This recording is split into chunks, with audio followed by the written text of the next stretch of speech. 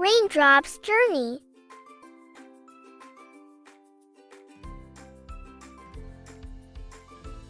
Once upon a time, in the sky, a little raindrop named Rainy lived in a big cloud. One day, Rainy and its cloud friends got heavy with water. They fell from the sky. Rainy fell down. Wind pushed it. Rainy landed on the ground and joined other raindrops. Rainy went into the soil. It helped plants. Rainy flowed in rivers. It went into the ground too. Rainy waded in the ground. People drank it from wells. Rainy learned that water is important. It helps life on Earth.